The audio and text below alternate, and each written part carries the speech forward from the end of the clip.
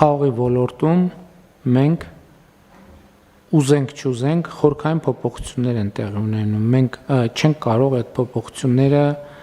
կասեցնել, կանգնեցնել, բայց մենք պետք է ամեն ինչ անենք, որ մեր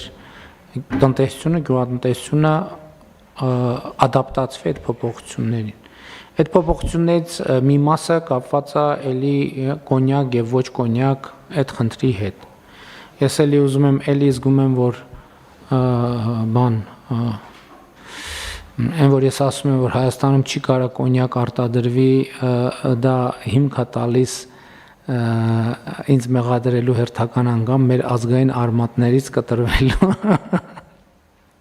Մենք մենք պետք է այս տեղեկությունը իմանանք։ Ուրեմն կոնյակ կարա արտադրվի միայն Ֆրանսիայի կոնյակ երկրամասում աճեցված խաղողից։ Նույնիսկ Ֆրանսիայի մեջ ուրիշ ռեգիոններում աճեցված, օրինակ կա արմանյակ,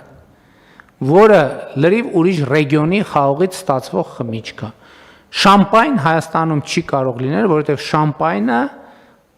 արտադրվում է միայն այն խաղողից, որը Ֆրանսիայի շամպայն ռեգիոնում է աճում։ Դրա համար կա պրոսեկո, որը էլի փրփրուն, այսինքն ժանրը փրփրուն գինին է, որը տարբեր անուններ ունի։ Իտալականը կոչվում է, ենթադրում եմ, դա ռեգիոնի հետ կապ ունեցող։ Այսինքն մենք այս բաները պետքա հետո մենք գնում ենք ասում ենք դե կոնյակ ենք տանում, ոնց մեզ չեն թվում, բա ասում եք բան, լավ հարաբերություններ ունեք բանի հետ, Եվրամիության հետ։ Բա կոնյակ ենք տանում, հայկական կոնյակի ճամփեն փակա Եվրամիությունում։ Հայկական կոնյակ հասկացություն չի կարող լինել, Ժորժ ջան, չի կարող լինել։ Ասում եմ, ոնց որ չի կարող լինել Դիլիջանի ջերմուկ, որ հիմա Դիլիջանում ջերմուկ հանքային ջուր արտադրեն։ Կլինի տենց։ Չէ, բայց կա ես չեմ բացառում, որ մենք այդ հայտնի անեկդոտա, չէ, բայց դա արտահայտում է բաները, ինքը իր մեջ իմաստ ունի, Դիլիջանի ջերմուկ ինչպես չի կարող լինել, այնպես էլ չի, ես էլ եմ ասում եմ կոնյակ, բայց պետք է մենք հասկանանք, մենք պետք է մեր վրա աշխատենք, որպեսզի այս հիմա սա ինչի մասին է նաև ասում, սա խաղողի շուկայի հետ ինչ կապ ունի, որովհետև հայկական խաղողից արտադրվող բրենդին ինքը անխուսափելիորեն շուկայում ունենալու է որոշակի փոփոխություններ։ Իհարկե Երևանի կոնյակի գործարանը Pernod Ricard ընկերությունը հաջողությամբ ամենահաջող իրանք են իրականացնում այդ ռեբրենդինգը, բայց Երևանի կոնյակի գործարանը չի կարող ամբողջ ծավալը մթերել։